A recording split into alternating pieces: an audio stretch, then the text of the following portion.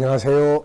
김성길 목사와 함께하는 예수님 이야기 제3단원의 이 시간에는 23번째 시간이 되겠습니다. 3단원은 예수님의 성품 이야기를 나누고 있습니다. 사람이 세상을 성공하느냐 실패하느냐 알고 보면 성품에 달려 있습니다. 좋은 성품은 좋은 삶을 만들고 나쁜 성품은 나쁜 삶을 만들게 되죠. 행복하게 하는 성품을 가지고 살면 행복을 만들고 불행하게 만드는 성품을 활용을 하면 불행한 삶이 만들어지게 되는 것입니다. 자, 그래서 우리들에게 성품이라는 것이 참으로 중요한데 그 좋은 성품의 모델은 예수 그리스도죠.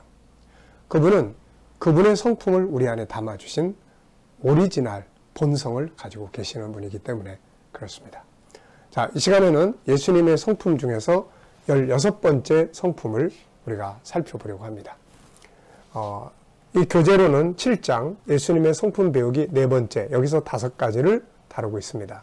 공익적, 가치 추구 능력, 인내, 진실성, 순종, 사랑. 다 보물 같은 성품들이죠. 이 성품들이 우리가 지금 예수님의 성품 52개를 공부하고 있습니다만은 사실 그 중에서 딱 5개만 골라서 시킨다고 해도 그 성품이 우리의 인생의 중심이 된다면 우리의 삶은 훨씬 발전하고 아름답게 될 수가 있습니다. 자, 일단은 우리가 예수님은 이러이러한 성품과 특징들을 가지고 이 땅에 오셔서 살아주신 분이다.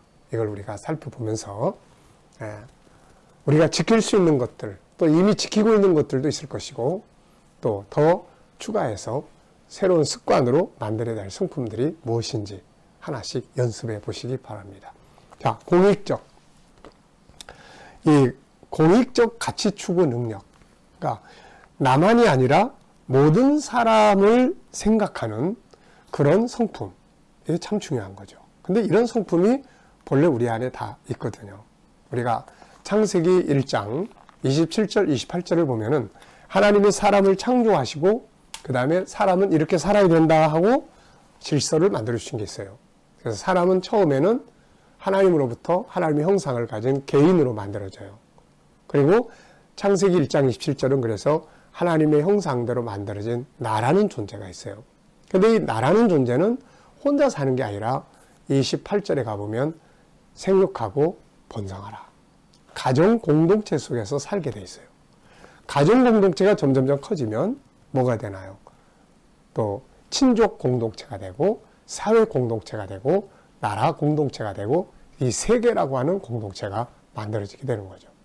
그래서 사람은 혼자 사는 존재가 아니라 함께 살아가는 존재. 그래서 사회적 존재다. 이렇게 이야기를 합니다. 자, 이런 부분에서 기독교는 정말로 그런 부분을 아주 분명하게 보여주는 거죠. 예수님이 세상에 오셔서 십자가에 죽으신 것은 나만을 구원하는 게 아니에요. 나를 구원하시고 나를 통해서 다른 사람들을 구원하시는 거예요. 온 세계 사람들, 공동체, 개인과 공동체를 구원하고자 하는 것이 하나님의 목적이죠. 천국은 어떤 곳입니까? 천국은 혼자만 외따라고 황금집에서 사는 곳이 아니라 함께 하나님을 아버지로 모시고 함께 성도들이 교제하고 함께 살아가는 공동체가 바로 천국입니다. 그래서 우리가 이 땅에 사는 동안에도 바로 이 공동체 정신, 창세기 1장 27절, 28절 창조의 본질을 따라서 나만이 아닌 우리 가족, 우리 사회, 우리 이웃, 이 공동체 의식을 갖고 살아갈 수 있는 연습을 많이 해야 합니다. 본성은 이미 우리 안에 있기 때문에 사랑성이 우리 안에 있잖아요. 사랑성이라는 건 나만을 위한 게 아니라 함께 살아가는 정신을 사랑이라고 이야기를 하는 거예요. 이미 내 안에 있기 때문에 우리가 이거를 좀 연습을 해야 돼요. 함께 살아가는 훈련입니다. 자, 그러면 이제 한번 교재를 보겠습니다. 107페이지입니다. 자, 16번째 예수님의 성품, 16번째 공익적 가치 추구 능력. 1번 공익적 삶의 중요성과 필요성. 성경은 혼자만의 구원이 아니라 모든 사람의 구원을 말씀하고 있죠. 창세기 12장 3절에는 하나님이 아브라함에게 복을 주시고 그를 너만을 위한 게 아니라 너를 통해서 땅의 모든 족속이 복을 받게 된다. 아브라함만을 위한 게 아니라 아브라함을 통해서 땅의 모든 족속이에요. 디모데전서 2장 4절은 하나님은 모든 사람이 구원을 받으며 진리를 아는 데 이르기를 원하시는 거죠. 계시록 7장 9절에 보면은 각 나라, 족속, 백성, 방언에서 아무도 능히 셀 수 없는 큰 무리가 흰옷을 입고 하나님 앞에 다 모여 있는 것을 사도 요한은 봤죠. 자, 이 말씀들을 보면 모두가 다 나만이 아니라 우리를 말씀하고 있습니다. 인간은 혼자서 살 수 있는 것이 아니라 함께 살아가도록 창조된 자래요. 창세기 1장 27절, 28절 아까 이야기했죠. 처음에는 하나님의 형상대로 개인이, 그 다음에 생육하고 번성하라, 가족 공동체, 그 다음 이웃 사회 공동체. 그래서 혼자 사는 게 아니라 관계 속에서 살게 되는 존재예요. 현대는 약육강식, 물질 만능주의 등으로 인해 개인주의, 이기주의가 그 어느 때보다도 강하죠. 자기만을 위한 삶을 사는 사람들이 굉장히 많아지고 있어요. 나밖에 모르는, 나 외에 몰라, 나밖에 모르는. 그만큼 고통이 많아지는다는 이야기예요. 사도 바울은 이기주의, 자기밖에 모르는 사람들에게 결국 이런 삶이 많은 사람들이 고통을 준다고 이야기를 해요. 디모데후 3장 1절 너는 이것을 알라 말세에 고통하는 때가 이르르니 사람들이 자기를 사랑하며. 이기주의예요. 가정에 이기주의가 팽배해 있으면 가족들이 다 같이 고통을 받아요. 사회도 마찬가지고요. 결국 자기만의 삶은 다른 사람에게 피해를 줄 뿐 아니라 이것은 다시 자기 피해로 돌아오는 거죠. 그러므로 우리는 항상 나만의 유익이 아닌 모든 사람의 유익을 위해 살아갈 수 있는 능력을 길러야 합니다. 하나님이 모든 사람의 공존을 위해 주신 성품이 바로 사랑성이죠. 그래서 성경은 우리에게 이웃 사랑에 대해서 말씀을 합니다. 예수님은 계명 중에 가장 큰 계명이 뭐냐 묻는 질문에 첫째는 하나님 사랑이요, 둘째는 이웃을 내 몸처럼 사랑해라, 이런 말씀이죠. 공익적인 것이죠. 함께 살아가는 세상을 만들기 위해서는 서로 용서하고 사랑하고, 주기도문에서도 우리가 다른 사람의 죄를 사하여 준 것 같이, 이런 말들이 나오죠. 함께 살아가기 위해서는 사랑이 필요하고 용서와 용납이 필요하고 하는 것이죠. 그래서 창세기 1장 27절 28절 꼭 기억해 주십시오. 인간은 혼자 살도록 되어 있는 존재가 아니라 함께 살아가는 존재다. 그래서 우리 아이들이 피아노를 잘 쳐요. 야, 훌륭하다, 정말 멋지다. 여기서 끝나버리면 나만을 위한 게 되는 거예요.